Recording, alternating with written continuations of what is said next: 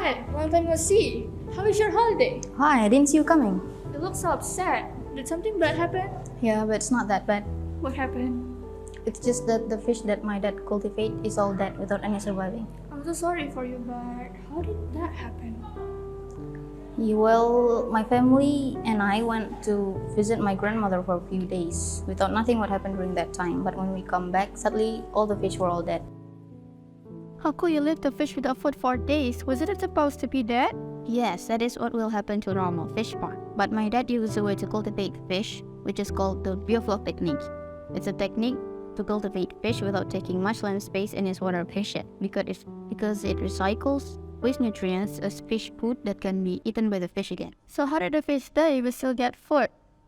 It's because the biofloc technique needs to be monitored regularly, especially the dissolved oxygen in the water, because it affects the temperature and the pH level of the water.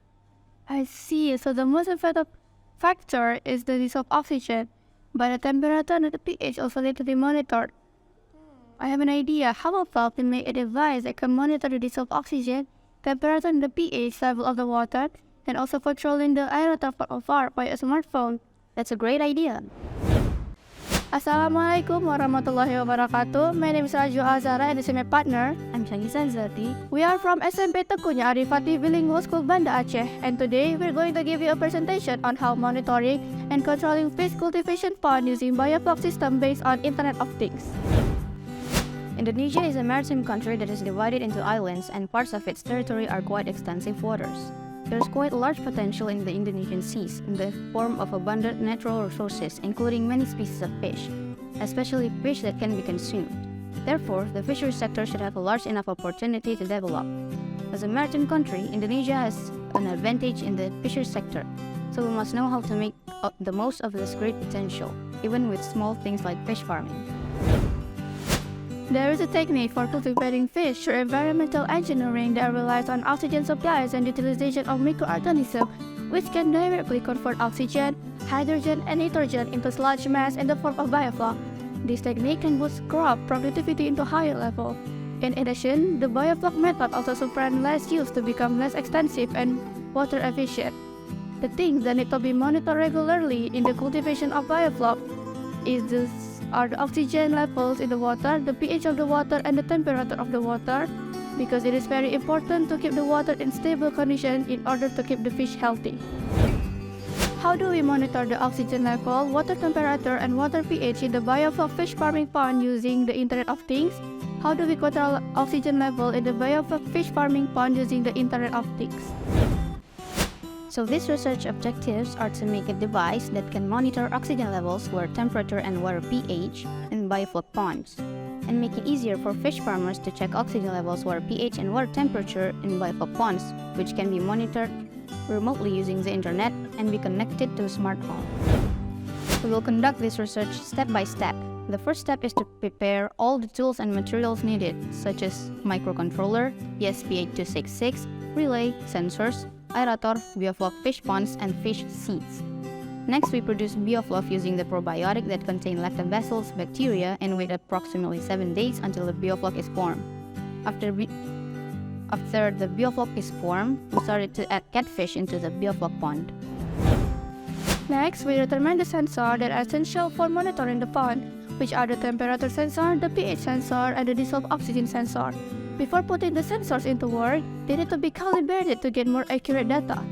Then, after all those steps, we start to design the device and put it to the testing. This is a device work mechanism. The sensors will periodically monitor the pond.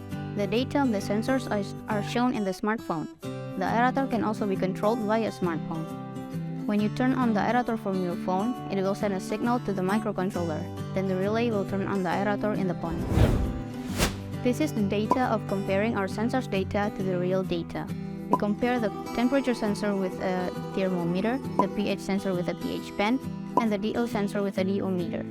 Then we calculate the error using the error formula.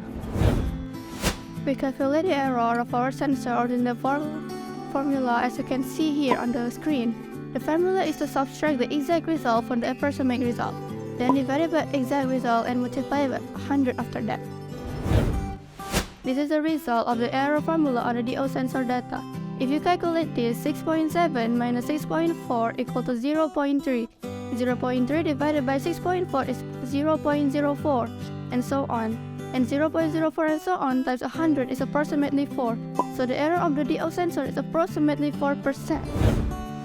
As for the error of the pH sensor, if you take 4 from 4.3, it gives 0.3. 0.3 divided by 4 is 0.075. And when it is multiplied by 100, it equals 7.5. So the error of the pH sensor is approximately 7.5%.